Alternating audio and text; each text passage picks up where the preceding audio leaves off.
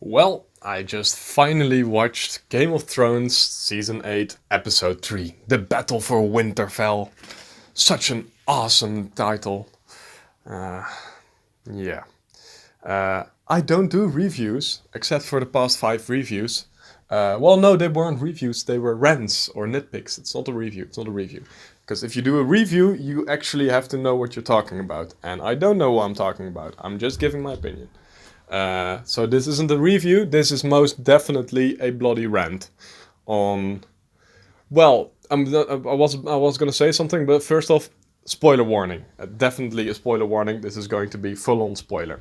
So what I was gonna say, basically the end of Game of Thrones, the big badass storyline that's been building up for 8 years has come to a bitter end. And I've seen people online, they apparently really like this episode. I don't really know why. I guess there are definitely badass scenes, there are beautiful scenes. But well, in the past video I already hinted at that I thought they would do a kill the alien queen to kill the army kind of thing. Well, that's exactly what they went for. They made it perfectly clear that they are absolutely incapable of defeating the army of the dead. So what was left was killing the Night King. And, well, Arya killed him, as we all saw, with a very cool little trick with her dagger. And just like that, the entire storyline of 8 years is gone as everyone just falls to the ground and all the White Walkers are dead and all the Whites are dead. And I think the only character we actually lost was Captain Friendzone. What was his name again? I've been calling him Captain Friendzone so much that I literally forgot his name. Jorah Mormont. Jorah Mormont, that was it. Yeah. I am really, really disappointed.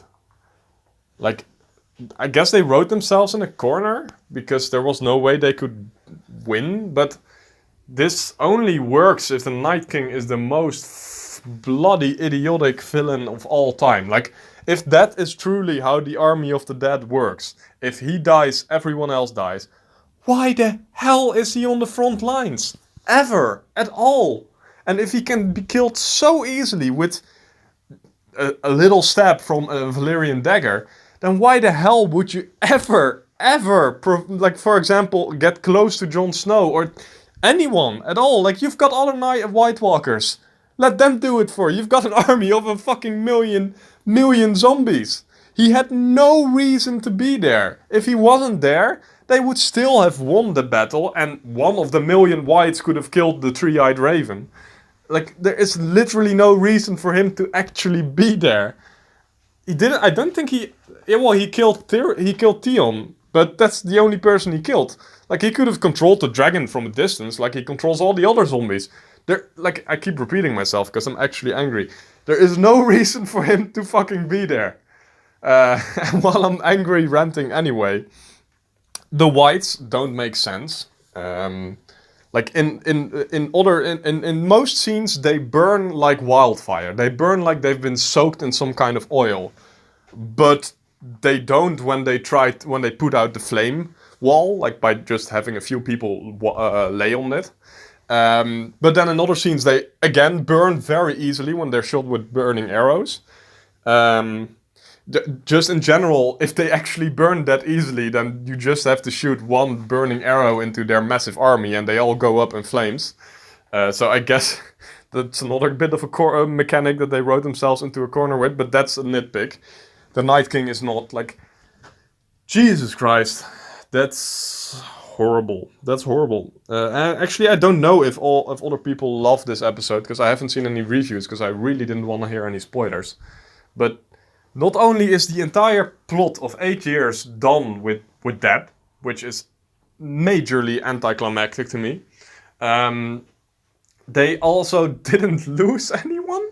Well, they lost Pip, and they lost Captain Friendzone, but I think most people are alive. Like, I haven't seen next episode yet, of course. Maybe half of them are dead, but that would be weird, because then they wouldn't have had a death scene. I think most of them are alive, even though for like at least in half hour real time, like watching the actual episode, they were all surrounded fighting an unkillable massive horde of zombies that should have ripped them apart in a few seconds. Yeah, I'm a little bit frustrated. I thought they were gonna do something cool when they all swarmed Danny and the dragon. I thought, oh, I was already screaming at the screen like, why the fuck are you not flying away? Which he did eventually, but neither of them died. There was suddenly Jorah was there. Oh yeah, Captain Friendzone. Sorry, his name is Captain Friendzone. Suddenly Captain Friendzone was there. I have no idea how he got there, because they were like at least 100 meters away from the wall in the middle of the army. Like, did Go-Go Gadget Lex, he just jumped from the wall or something? I don't know. Anyway, yeah, this is definitely not a review. This is an angry rant from an angry fanboy. Yeah, I watched this with my roommate, and we did not like this. At the end, we were looking at each other like, are we being too critical? No, this sucks, man. This is bullshit. And I guess now they are going to fight Cersei. I have no idea what army they're going to use for it, because everyone is dead except the main characters. Maybe it's going to be like an Avengers team of main characters. Well, on the flip side, there seems to be an infinite number of people anyway in this series. Like, every time a major battle happens, you see massive casualties, but in the next fight, the entire army is together again. I have no idea how the supposedly sparsely populated North still has any people at all. Same goes for the women and the children in the crypts. There was like 10 minutes time for the wives to slaughter them all, and in the final scenes, it seemed like most of them were still alive.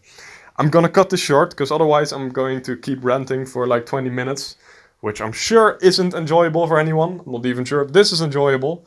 But, well, let me know in the comments if you agree, or if you think I'm an angry asshole who just can't appreciate it for what it is. Yeah, it used to, keep going. It used to be like a deconstruction of fantasy. Now it's the most cliche, well, not, yeah, but I guess predictable, and unrealistic fantasy ever. And I know fantasy unrealistic, but you can have magic and still have logic. All right. Daniel out, rant over, goodbye.